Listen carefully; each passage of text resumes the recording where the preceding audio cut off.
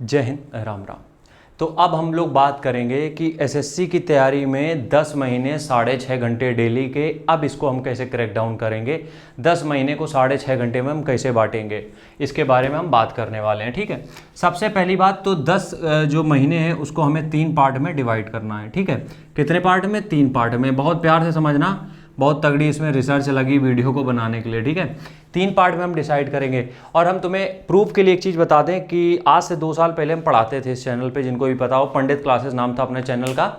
और उसमें हमने जितने भी स्केड्यूल बताए हैं उससे सीजीएल के भी सिलेक्शन हुए, सीपीओ में भी हुए, सीएचएसएल में भी हुए, एमटीएस में भी हुए, पुलिस में भी हुए, रेलवे में भी हुए, बहुत सारे सिलेक्शन अपन ने दिए हैं। इस चीज़ के लिए प्राउड भी फील होता है। हम यहाँ पे 3 सेक्शन को डिवाइड करने वाले हैं। ठीक है, अब 3 सेक्शन में हम करने क्या वाले हैं? सबसे पहला ये देख लो, सबसे पहला होता है कि जो हमारी अंडरस्टैंडिंग होती है, सबसे पहला होता है अंडरस्टैंडिंग। बहुत प्यार से समझना, वीडियो लंबा हो सकता है लेकिन वीडियो बहुत बेहतरीन होना चाहिए। ठीक है, पहला होता है अंडरस्टैंडिंग पार्ट, जिसमें हम एग्जाम को समझते हैं। दूसरा होता है इसमें एंट्री पार्ट, जब हम इस एग्जाम में घुसते हैं।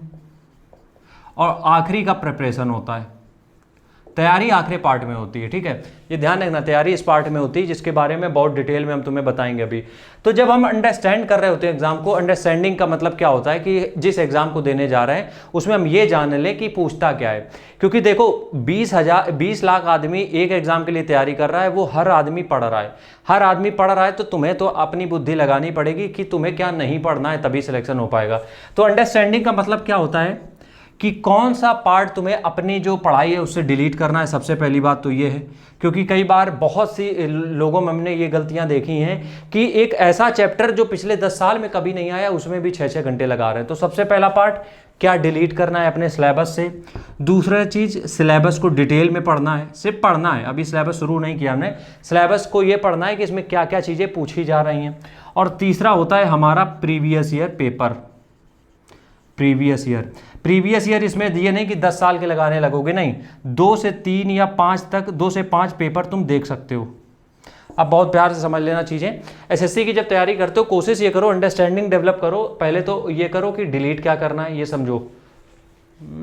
ठीक है, पहले तो ये समझो डिलीट क्या करना है सिलेबस से। सिलेबस तुमने देख लिया, उसको लिख लिया, अब उससे डिलीट क्या करना है। उसके बाद प्रीवियस ईयर पेपर लगाने हैं 2 से 5 या 6, इतने ही, इससे ऊपर प्रीवियस ईयर पेपर नहीं जाने, क्योंकि इन्हीं प्रीवियस ईयर पेपर से तुम्हें समझ में आ जाएगा कि पेपर का लेवल क्या होता है। कई बार सिलेक्शन हमारा इसलिए नहीं होता है क्योंकि हम बहुत एक्सट्रीम पढ़ ले जाते हैं और पेपर में बहुत लो लेवल का दे देता है। तो ये चीज़ें पहला हो गया अंडरस्टैंडिंग। अब अंडरस्टैंडिंग जब आ जाती है उसके बाद मज़ा आता है। दूसरा जो एंट्री होगा इसमें सिर्फ 2 काम करने हैं, पहला तो है सिलेबस और दूसरा है क्विक नोट्स।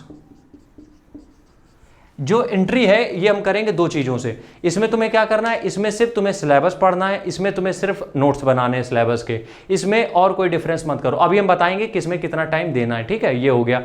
आखिरी जो पॉइंट है तैयारी, इसमें होती है। इसमें तुमने एग्जाम को समझा, इसमें तुमने एग्जाम की पढ़ाई करी, क्या करना था उसमें, अब तुम्हारी प्रिपरेशन चालू हो रही है। ये तो तुम्हारा वार्म अप था, ये तो तुमने बुद्धि में घुसा लिया, अब तुम्हें एग्जीक्यूशन का टाइम आ रहा है। यहाँ पे तुमने प्रैक्टिस सीखा, अब उसको एग्जीक्यूट कहाँ पे करना है वो ये टाइम आ गया। इसको बोलते हैं हम तैयारी। तैयारी में तुम्हें कुछ चीज़ों का ध्यान रखना है। सबसे पहला है प्रीवियस ईयर पेपर।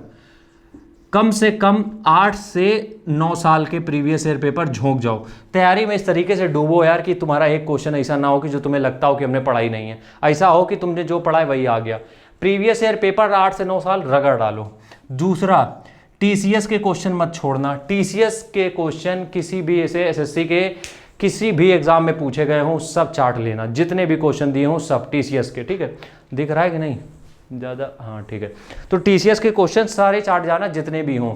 अब तीसरा काम क्या होता है? तीसरा होता है मॉक। प्रीवियस ईयर पेपर ने तुम्हें माहौल दिया कि पेपर आता किस तरीके से है, ये तुम्हारी औकात बताएगा कि तुमने अभी तक करा क्या था। समझ में आ गए? ये टीसीएस के क्वेश्चन तुम्हें ये तैयार कराएंगे कि तुम्हें किस लेवल के क्वेश्चन तैयार करने हैं। मॉक टेस्ट तुम्हें एग्जाम हॉल के रेडी बनाएगा कि एग्जाम हॉल के अंदर क्या एनवायरनमेंट हमें रखना है, ये तुम्हें बताएगा। अब यहाँ पे काम आएगा क्विक नोट्स। यहाँ पे तुम्हारा सिलेबस की किताबें नहीं काम आएंगी, सिलेबस की किताबों से जो तुमने क्विक नोट्स बनाए, और सिलेबस में भी नोट्स सबके नहीं बनाने होते हैं।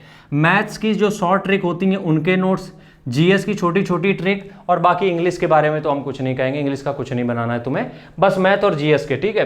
तो यहाँ पे अब जब तुम मॉक टेस्ट लगा रहे होते हो, कोई क्वेश्चन फंसता है तो पूरा सिलेबस देखने नहीं जाओगे, किस टॉपिक से आया है उसको अपने नोट्स में चेक करो और सारी चीज़ें हो जाएंगी। अगर कोई क्वेश्चन रीजनिंग का है तो उसके ऊपर तुम्हें ज़्यादा एनालाइज करने की जरूरत नहीं है, बस उसी टाइप के 25-30 क्वेश्चन लगा डालो। तो इस तरीके से तुम पूरी तैयारी करते हो। अब यहाँ पे टाइम का ब्रेकडाउन किस तरीके से होता है, जो सबसे ज़्यादा टाइम हम देते हैं वो होता है एंट्री पीरियड, जहाँ पे हम सिलेबस को ख़त्म कर रहे होते हैं। तो हमारे पास मान लेते हैं कितने 10 महीने हैं, तो 1 महीना हम ये कहेंगे। एक चीज़ यार यहाँ पे छूट गई, सिलेबस के साथ उसकी बुक्स, क्या सिलेबस की बुक्स लेनी है और क्या टीचर लेने हैं, ठीक है। ये थोड़ा सा हम भूल गए थे।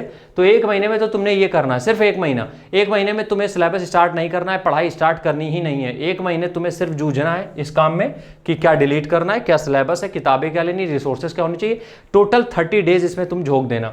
दूसरा जो एंट्री फेज आता है, इसमें तुम्हें लगेंगे कम से कम 5 से 6 महीने। 5 से 6 नहीं, हम यार यहाँ 6 से 7 कर दे रहे हैं क्योंकि टाइम लगता है, क्योंकि इतना कम सिलेबस भी नहीं होता है। 7 महीने हमने इसमें दे दिए, 1 7 8 हो गए। आखिरी का जो 90 दिन होगा वो तुम्हारी तैयारी का होगा, लेकिन ध्यान रहे इसमें कुछ भी नया नहीं चलेगा।